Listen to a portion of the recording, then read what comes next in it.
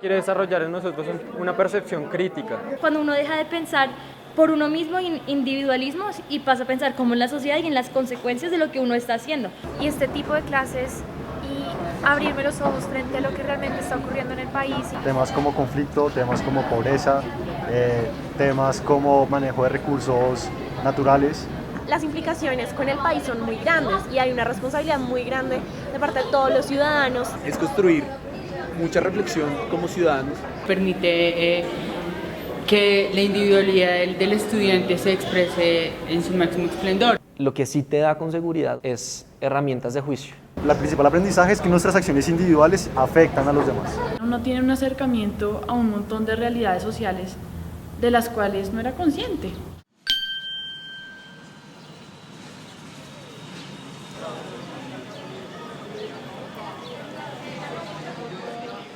Este proyecto corresponde a una inquietud del rector de tratar de buscar una estrategia para intervenir en la formación ética de los egresados de la universidad. Nos invitó a un grupo de profesores de varias facultades a pensar el problema. Ese grupo de trabajo tenía por encargo pensar cuál podría ser la función y la orientación y el trabajo de un posible centro de ética. Nos sentábamos a ver cómo podemos aprovechar ese paso de esos muchachos por aquí durante 4 o 5 años para que estén expuestos y conscientes de la importancia de que ellos tengan un comportamiento ético más que adecuado y sobre el reto que tienen ellos para que a lo largo de su vida tengan presente que en cualquier decisión que tomen hay un componente ético. Después de esas conversaciones iniciales, pensamos que la docencia podría ser una estrategia de intervención primera.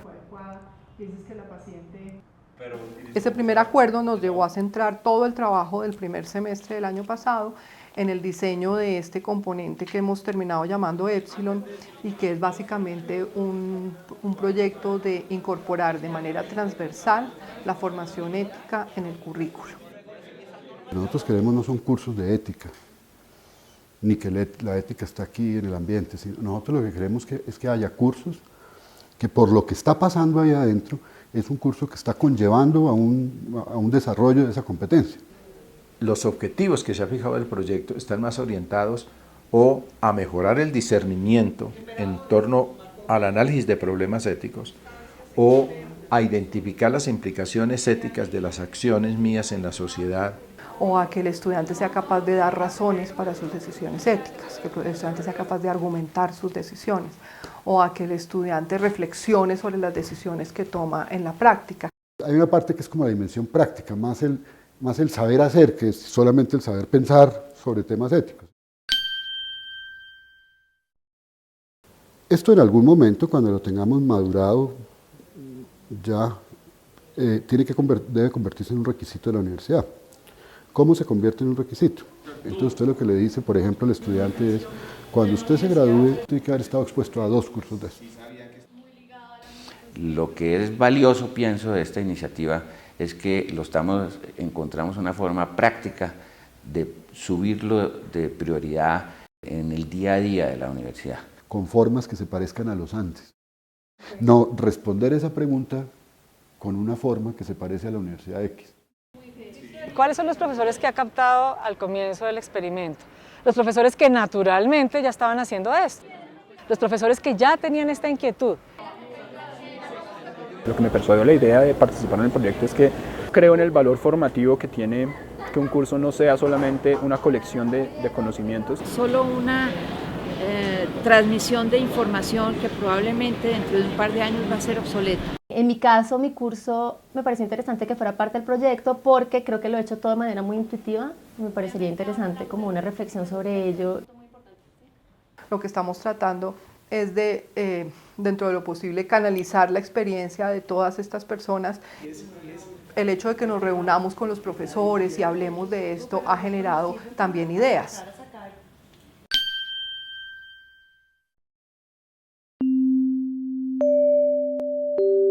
En el caso especial del curso Grandes Ideas de la Física, Voy presentando la ciencia, las grandes ideas de la física, pero presento también quienes llegaron a ese conocimiento.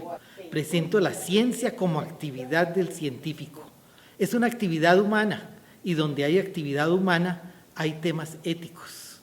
¿Y es por qué te sugiere esa reflexión el testimonio de Livy? Mi clase es la gestión de lo público, donde básicamente todo el hilo conductor es que el único que debe gestionar lo público no es el Estado, las organizaciones no gubernamentales y el ciudadano tiene un rol activo. Entonces es como un poco la pregunta de ustedes qué van a hacer en la gestión de lo público o cómo van a contribuir a esta sociedad. Los temas que usualmente trato en mi curso de introducción están ligados para mí con la ética, más concretamente con lo que yo llamaría una ética de la escucha. Por eso sería la palabra disponible. Una propuesta que intenta hacer muy fuerte nuestra capacidad de escuchar como una capacidad que es muy importante para nuestra relación con los otros, con nosotros mismos, con el entorno, con la situación en la que nos encontramos. El curso de Constitución y Democracia tiene entre sus objetivos la formación ciudadana. Quise enfocar mi trabajo en buscar una propuesta pedagógica que generara acción en la acción misma. Por ejemplo, no hablemos simplemente de la discriminación, cuándo es justificada y cuándo no, sino que ellos vivan experiencias de discriminación en clase, que las cuenten, que se representen, que se conozcan. El curso consiste en familiarizar a los estudiantes con un paradigma que se llama el paradigma complejo. En los sistemas complejos es pensar en las relaciones, como que cada cosa que yo hago que influya en alguien más, eso también va a tener una realimentación sobre mí. La cooperación en un mundo donde la información fluye y cambia tan rápido es muy importante. Es la suma de las partes, digamos, se vuelve inútil si no está conectada entre sí. Hay todo un capital social que se genera alrededor de las personas y ese capital hay que aprovecharlo. Esta apropiación de capital social se ha visto asociada a índices de productividad, se ha visto asociada a índices de felicidad, de bienestar, de calidad de vida.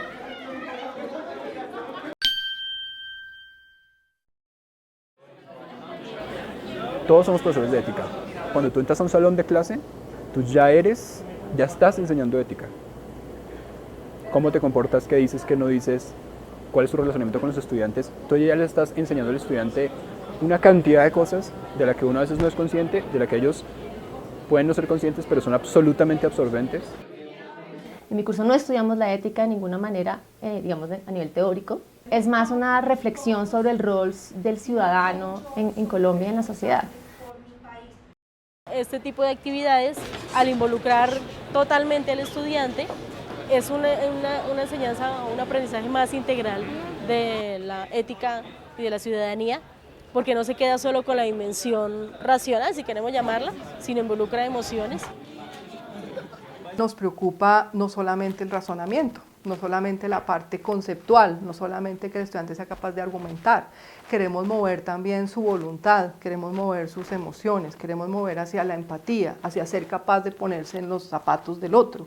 Sí, yo creo que es la ética del afecto y la ética del cuidado, que tiene una reflexión muy profunda, y es, si nosotros mismos no empezamos a cuidarnos, nosotros mismos, ¿cómo vamos a poder cuidar a otros? Hay que aprender a automirarnos, una especie como de examen de conciencia, y darles pautas a los estudiantes para que los invite a ellos también a reflexionar. La formación ética es un proceso de afinamiento, es el de reconocer la propia dignidad y la de los otros, y respetarla y asumir las consecuencias que se desprenden del reconocimiento de esa dignidad en la vida diaria. Van a encontrar que los precios van a ser mayores. Tenemos que formar a los estudiantes en la disciplina económica con una capacidad de juicio moral, con una capacidad de discernimiento ético sobre los dilemas que están enfrentando como ciudadanos, como votantes, como individuos, como consumidores, como productores, como cualquiera de los papeles que ellos tienen. Estas actividades llevan a que los estudiantes piensen y reflexionen, pero no los llevamos, digamos, a que cambien, que ellos vean que existen otras maneras de pensar y que la manera que ellos tenían no es única. Ese es el alcance de lo que hacemos. Yo misma sé que en 6 meses yo no voy a cambiar a nadie. Y sin embargo tengo estudiantes que 3 semestres después se me acercan y me dicen, usted cambió mi vida.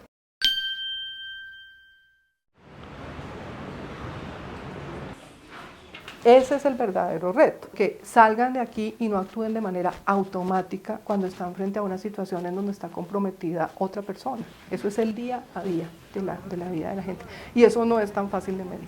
Y por eso creo que estamos metidos en una cosa muy difícil de evaluar objetivamente. Medir el impacto de lo que hace la universidad siempre es un reto muy grande.